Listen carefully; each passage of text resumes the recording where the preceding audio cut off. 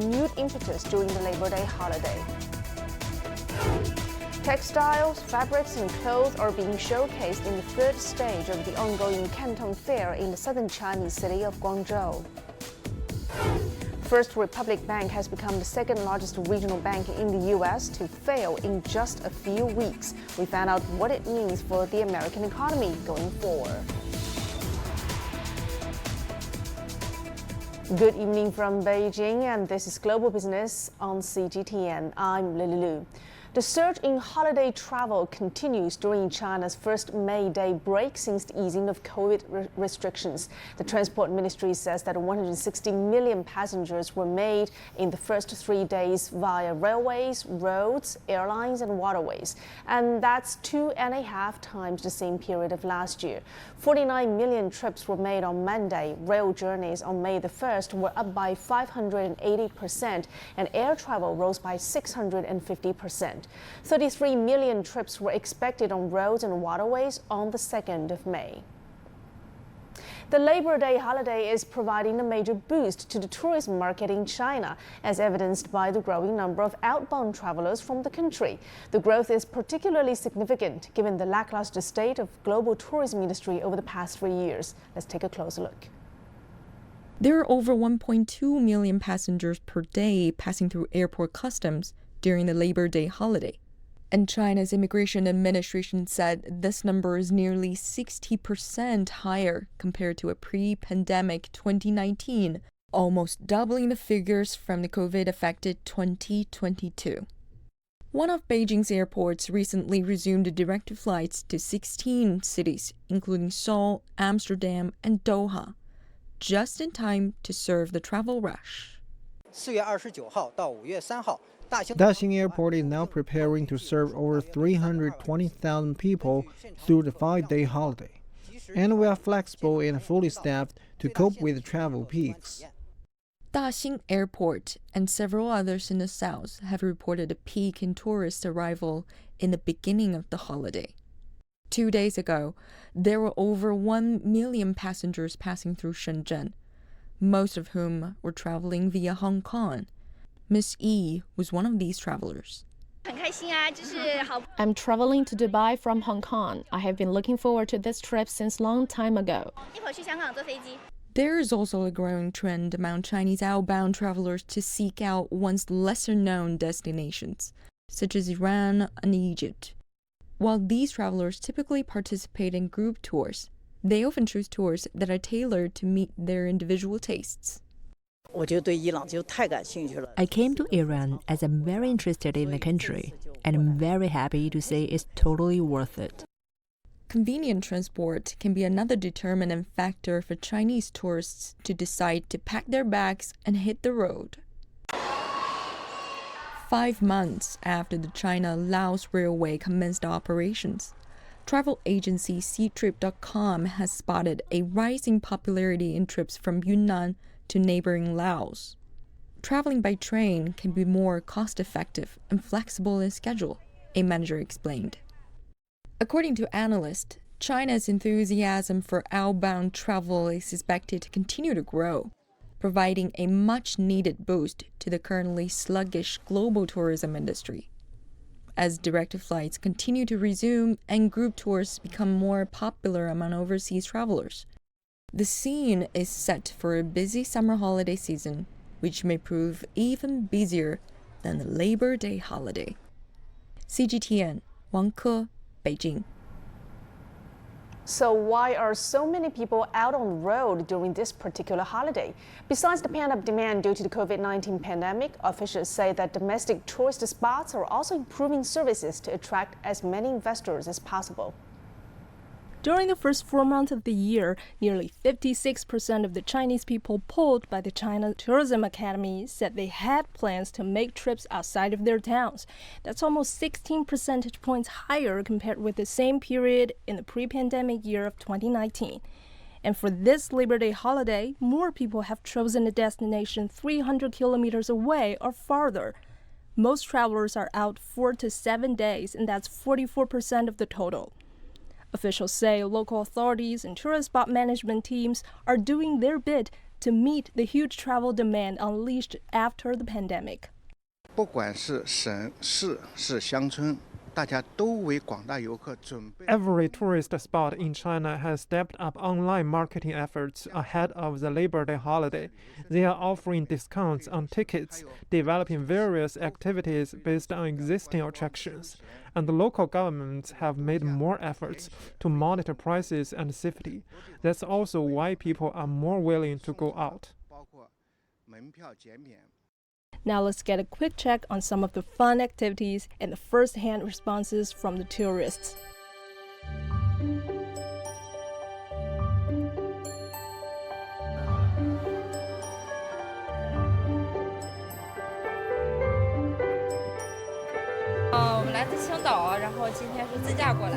We drove here from Qingdao. It's very artistic and historic here. It feels like we are surrounded by the culture. Very nice.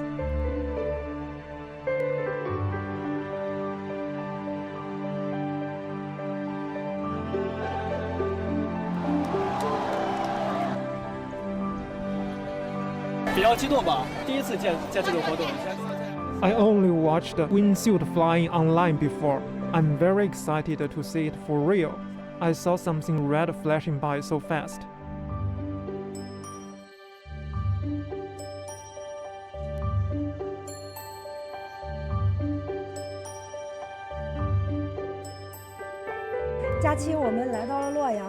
We saw the Chinese tree peonies, the Mudan, here in Luoyang, and we learned how to make the Luoyang peony porcelain.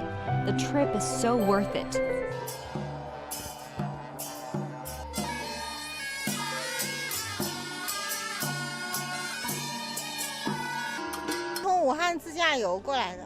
We drove here from Wuhan. We heard people singing and playing music all the way up. It's very relaxing.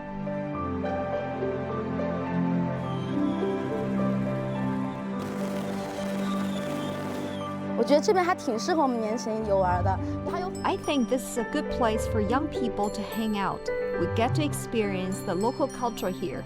Everyone is so happy.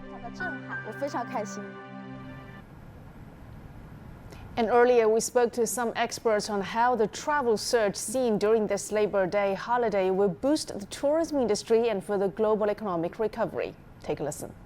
I think this year's May Day holiday has witnessed the first wave of a really major growth in outbound travel. So our outbound travel bookings has recorded a year-on-year increase of more than 18 times. 18 times, yeah, exactly. Our outbound group tour orders have already increased about 157% compared to early April. Flight searches for international destinations has surged again dramatically. So we expect that it will take airline and hotel partners some time to rehire back some of their staff and build up the infrastructure needed to facilitate the demand.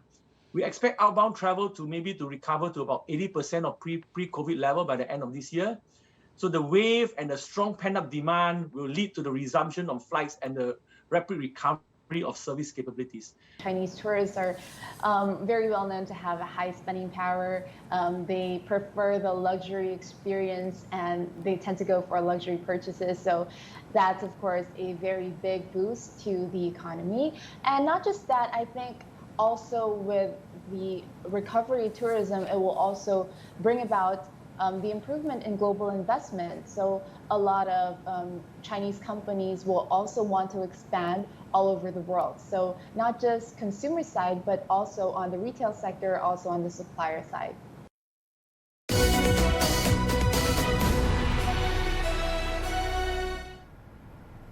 The Asia-Pacific region is expected to play a major role in driving global economic growth, with China leading the way despite the global economic recovery being described as somber, says a new report from the International Monetary Fund. The multilateral institution expects the Asia-Pacific region to account for nearly 70% of the global growth this year, with China contributing half of that growth. The IMF also revised its GDP forecast for the region to 4.6%. However, for 2024, the outlook has been lowered to 4.4%, citing factors like higher than expected inflation, slow growth in global demand, and pressures faced by the banking sector in the US and Europe. The 133rd edition of the Canton Fair has entered its third and final phase in the Chinese city of Guangzhou. Textiles, fabrics, and clothes are being showcased alongside other products. CGTN's Omar Khan has more. Over $4.5 billion worth of exports were generated in the second phase of the Canton Fair, which featured toys, home decorations, and a variety of other consumer products. And with the final phase finally upon us, vendors and exhibitors from around the world will look to wrap up this trade expo in similar fashion. In its final stretch, the Canton Fair is showcasing textiles, clothing, and garments in its third phase. Despite coinciding with the ongoing Labor Day holiday, exhibitors are still keen on finding business. We want to make some new customers and want to make some new markets, such as more European customers and some other customers, some other areas, and just want to explore our brands. We have, of course, high expectations. We hope that the clients come again as we did before. I mean, that everything is back to normal. So we are so excited to can offer, as always, good product and good quality. But now let's see, as it's the first day, we are expecting that people come and visit our booth, and let's see. But as always, you know, we are so happy to come back here and hope that it's lasts for a lot of years. The Trade Expo will wrap up on Friday, concluding an event that has pleasantly surprised many with its turnout and trade facilitation. Many are still hailing the return of face-to-face business. Firstly, we are hoping to see and meet with clients that we haven't seen for a long time. We are also looking for new opportunities to develop our sales here. And of course, hoping that business here in China and at the Canton Fair can be better and better. Alongside the fashion-focused goods, pharmaceuticals and healthcare products are also being put on display, as well as rural revitalization products. Omar Khan, CGTN, at the Canton Fair in Guangzhou, Guangdong Province. And still to come here on Global Business. First Republic Bank has become the second largest regional bank in the U.S. to fail in just a few weeks. We find out what it means for the American economy going forward.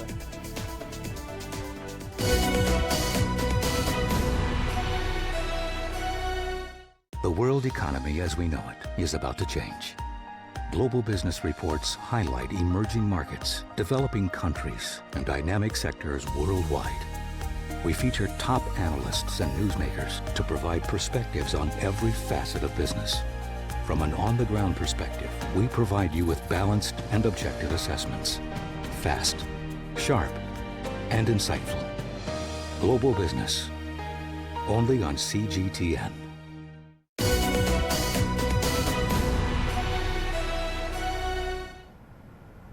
Now a brief check on the U.S. stock markets now, where we see stock futures lost ground in pre-market trading, with all three major benchmarks down by about 0.1% as of 12:30 GMT. Investors are eagerly awaiting the U.S. Federal Reserve's policy announcement on Wednesday, when its chair, Jerome Powell, is expected to raise interest rates by 0.25 point. However, markets still will have to factor in the recent bank failure and pending decision on the government's debt limit. Well, in the meantime, banks in Europe are feeling the heat from the recent banking failures in the U.S. A new survey from the European Central Bank shows that Eurozone banks' credit standards for loans and credit lines to enterprises tightened in the first quarter of 2023. The level is now at a historic high since 2011. Firms' net demand for loans also fell strongly during the period. The result was mainly attributed to risks related to economic outlook, impact of aggressive monetary tightening, as well as recent banking sector turmoil. The report points out that banks face deteriorated funding access, possibly due in part to the banking sector upheaval in March.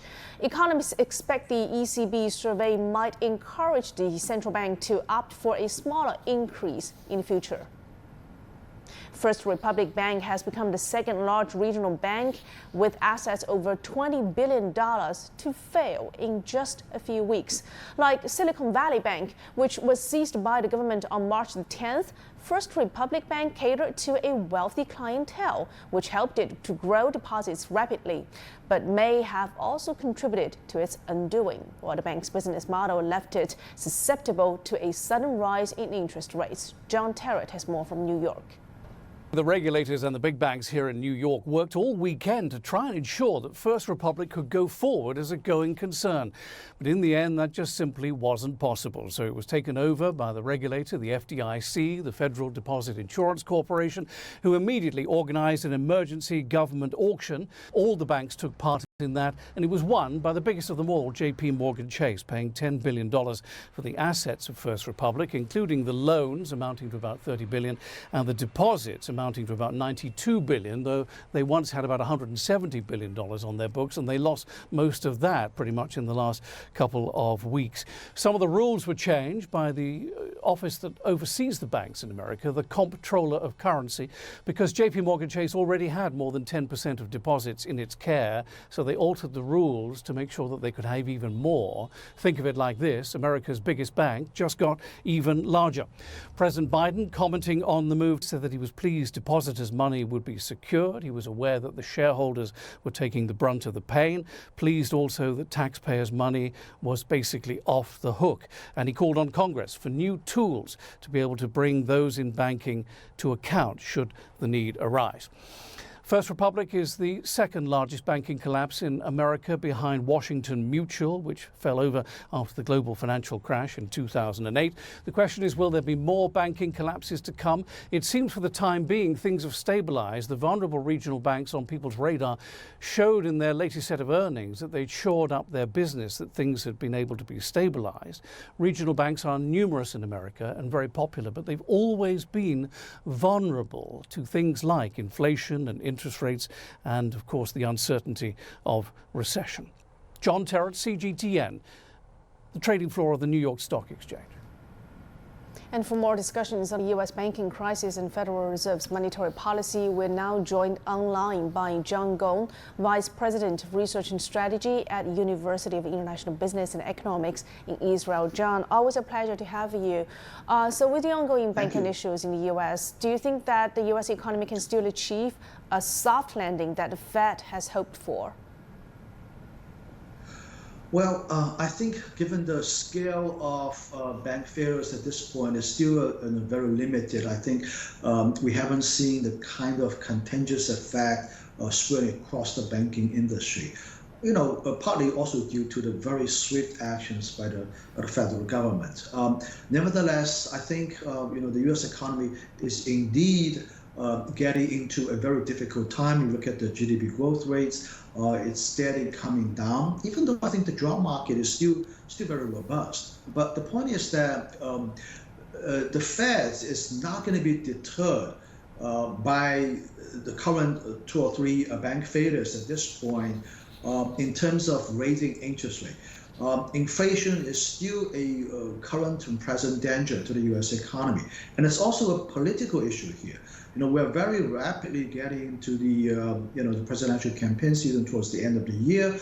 And against that backdrop, the Fed, even though it's supposed to be operating independently, but I think there's certainly political influence from the president. So the Fed cannot afford not to increase interest rates. So I think on Wednesday we're going to see the answer, and I'm pretty sure that he's going to raise interest rate. And I'm also pretty sure that it's not going to be the last time this year. There'll be more coming, in my view. So I think, in light of all of these things, I think U.S. economy is facing problems, but whether we're going to have a soft landing or not, at least I think from the banking industry perspective, it doesn't look like we're going to have a hard landing at this point. So you talked about how there is also political influence on the Fed's decision possibly, and then the Fed would not be deferring its rate course just because of the recent failure of First Republic Bank. What are the evidence that the Fed will be looking for if it wants to turn the course of its rate cycle? Well, I mean, the determining factor, of course, is the inflation. Inflation is still around 5%, and I think it's still, fairly large number. But I think we are getting there. I mean, national economy is getting there. I mean, I think inflation getting to the 4% territory is still politically acceptable. So we are, getting there, but it's not done yet. There's some speculation, some forecast actually that the course of raising interest rate is about to near the end. We're probably going to turn around the corner in terms of a rate hike cycle. But in my view, we're still not quite there yet. Maybe one or two rounds for the rest of the year. But I'm actually quite confident that getting to next year, the dollar as well as the interest rate is going to get into another, indeed, totally different cycle. Okay, so it is widely expected more rate increases will come in the next or even the next few policy meetings of the Fed. Do you think that further rate increases would lead to more banks to face a liquidity crunch? I think it's highly likely. Every time the rate goes up, the value of the security portfolio holdings by these banks is going to tank. And that's going to further exacerbate the misalignment, between the deposits and the investments they make in these bond portfolios. But I think there's a larger problem here. The larger problem is actually really psychological. The problem is that, if you look at the banks the industry was talking about, that may face the next round of problems when interest rate goes up. These are the banks that are targeting rich customers. I mean, this is actually very counterintuitive. You think about it, I mean, isn't it wonderful that the bank's deposits are mostly coming from wealthy customers, right? Well, the problem is that the FDIC rule, the Federal Deposit Insurance Corporation's rule, is that it only insures deposit up to a value of $250,000. Now, when you have a lot of these wealthy clientele, their savings, their deposits are way above that. And right now it's becoming a psychological issue that people are concerned about the prospect of, the safety of these deposits. So even if the bank doesn't have a problem, people are saying, well, I'd better diversify that risk and move some of the money to another bank so as to make sure each account's amount is less than $250,000. So, in a sense, it's facing a bank run of that nature. And another problem is that these days transferring money out of the account is so easy. It's just a few clicks of mouse away from completing the transaction, and these things happen instantaneously. So it's a bank run. It's not in a traditional sense that people line up at outside the bank and trying to withdraw money. It's done electronically. The message gets across very quickly on social media.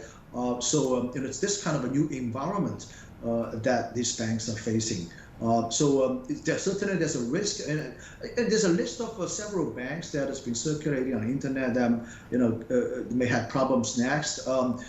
So we have to wait and see how these banks take drastic and quick measures to counteract with that kind of a risk. And also it's a matter of how the Fed respond quickly, or FDIC responds quickly, in case something like this happens. Okay, so when we look at the latest set of economic data out of the U.S., basically it's first quarter GDP and so on. Many are talking about the country's economy risk entering into a recession. What is your take on that, and how this scenario might impact other economies? Yeah, so far the U.S. economy still sees a lot of resilience. I think we're starting to talk about the possible recession in the middle of last year.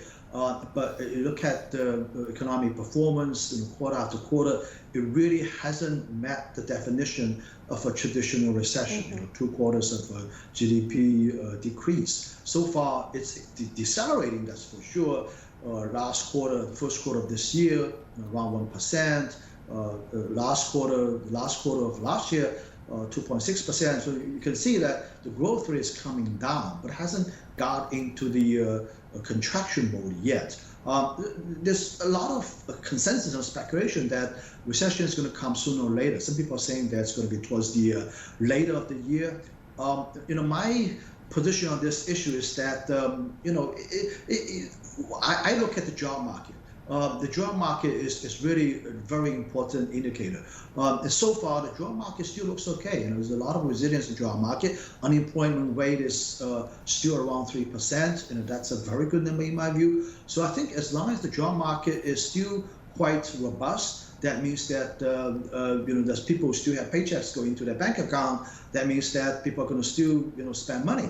And if that's the case, it's hard to say that whether we're going to get into a recession or not, or at least a serious recession or not. But I think one thing people will tend to agree, and economists tend to agree, is that even if there's a recession, it's going to be a fairly mild recession. We're not going to see the kind of a precipitous decline in economic activities, because people have been anticipating this. Companies have been taking actions to prepare for that. So it's going to be a mild recession if it ever comes. Okay, great insight. Thank you very much, Mr. Zhang Gong from UIB Israel for us. Let's now move on to some of the business headlines on inflation, how inflation is faring in some other countries. Annual inflation in the Eurozone region rose to 7% in April, the EU's agency said, and also that marks the first increase after 5 consecutive months of decline. And across the English Strait, UK supermarkets saw food prices rise by 15.7% on a yearly basis in April, and that's the biggest annual increase in records going back to 2005. But data-compliant British retail consortium say that lower prices were on the horizon. And in Asia, South Korea's consumer price inflation hit a 14-month low at 3.7% in April. The official statistical agency said that figure edged up by 0.1% on a monthly basis. Web Summit, one of the most famous conferences for the tech industry, will be held in Rio de Janeiro this year. It is the first time this mega tech event will convene in South America. Lucia Franco has the story.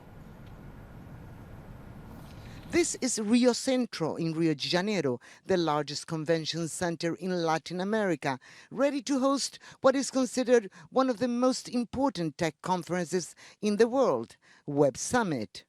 With nearly 100,000 square meters of space, the venue is opening its doors to startups, investors, speakers, and industry leaders from Brazil and abroad. It is the latest move in Web Summit's expansion strategy, which began in Dublin in 2009 and moved to Lisbon in 2016, transforming the Portuguese capital into a flourishing hub of innovation. So hopefully Web Summit has played a small role in reshaping the image of Lisbon, certainly in Europe, but also in the world of technology. And perhaps over time, the impact of Web Summit in Rio will be to change the brand or the reputation of Rio in technology globally. The event, which was originally planned for 5,000 attendees, will bring together more than 20,000 people. Organizers say interest grew due to the roster of speakers, the high-level participants, and the network opportunities that will potentially allow future deals.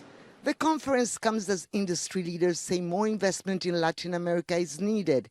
Regional startups have endured a drastic decline this year amid a global economic slowdown, but organizers are optimistic about the impact Web Summit will have on the host country. It will be the first time for many CEOs coming to Brazil, coming to Rio, and undoubtedly some of those CEOs will make decisions to invest in Brazil. And the Web Summit here in Rio is expected not only to put the so-called marvelous city on the tech map. Authorities say it's also boosting much-needed tourism revenue during the low season. The mega event will be held yearly here in Rio until at least 2028. Lucrecia Franco, CGTN, Rio de Janeiro.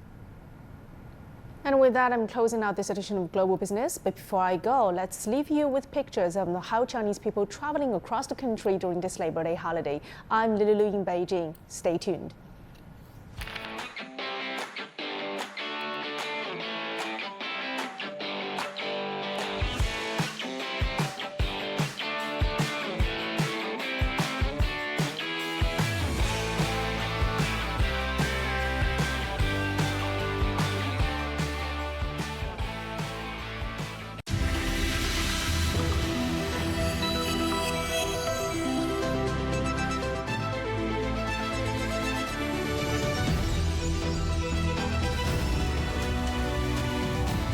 This is CGTN, China Global Television Network.